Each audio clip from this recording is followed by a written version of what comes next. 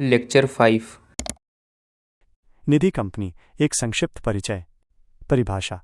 निधि company एक गैर banking वित्तीय कंपनी एनबीएफसी है जिसका उद्देश्य केवल अपने सदस्यों के बीच बचत को बढ़ावा देना और उन्हें वित्तीय सहायता प्रदान करना है।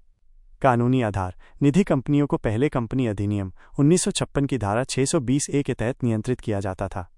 वर्तमान में इन्हें कंपनी अधिनियम 2013 की धारा 406 के तहत एक सार्वजनिक कंपनी के रूप में स्थापित और विनियमित किया जाता है। नियामक। इनका विनियमन सीधे भारतीय रिजर्व बैंक आरबीआई के बजाय कॉरपोरेट मामलों का मंत्रालय एमसीए करता है। सदस्यता। केवल कंपनी के शेयर धारक ही इसके सदस्य बन सकते हैं। कोई भी निगम या ट्रस्ट सदस्य नहीं बन सकता। मुख्य कार्य। ये केवल अपने सदस्यों से जमा स्वीकार करती है, जैसे बचत खाता, आवर्ती जमा, सावधि जमा, और उन्हें ऋण देती है। विशेषता।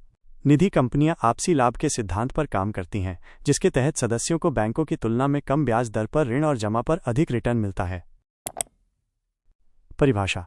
चिटफंड कंपनी एक वित्तीय संस्था है जो सदस्यों के एक समूह से नियमित योगदान, मासिक या साप्ताहिक इकट्ठा करती है और लॉटरी या नीलामी के माध्यम से प्रत्येक सदस्य को बारी बारी से वो राशि देती है। उद्देश्य। ये बचत और उधार की जरूरतों को एक साथ पूरा करने का एक साधन है। काम करने का तरीका। सदस्य हर महीने एक निश्चित राशि जमा करते हैं और विजेता को उस महीने की कुल जमा राशि मिलती है, जिसमें से चिटफंड कंपनी अपना कमीशन काट लेती है। नियमन। भारत में इसे चिटफंड अधिनियम 1982 के तहत विनियमित किया जाता है। फायदा। कम कागजी कार्रवाई के साथ आसानी से जरूरत पड़ने पर पैसे मिल जाते हैं। नुकसान। इसमें धोखाधड़ी और वित्तीय जोखिम का खतरा हो सकता है अगर कंपनी पंजीकृत न हो। CD ratio. CD ratio. CD ratio का मतलब क्रेडिट डिपॉजिट रेशो है। ये एक अनुपात है जो दिखाता है कि किसी बैंक ने अपने पास जमा कुल पैसों का कितना प्रतिशत हिस्सा ऋण लोन के रूप में दिया है। उच्च सीडी रेशो, बैंक ने ज्यादा ऋण दिए हैं। कम सीडी रेशो, बैंक ने कम ऋण दिए हैं। सीडी रेशो का सूत्र। सीडी रेशो इक्वल्स फ्रैक कुल ऋण कुल जमा राशि टाइम्स 100। उदाहरण। अगर बैंक में 1000 रुपये जमा हुए हैं और बैंक ने 800 रुपये का ऋण दिया है तो सीडी रेशो 80% होगा। Cobweb theory. Cobweb theory.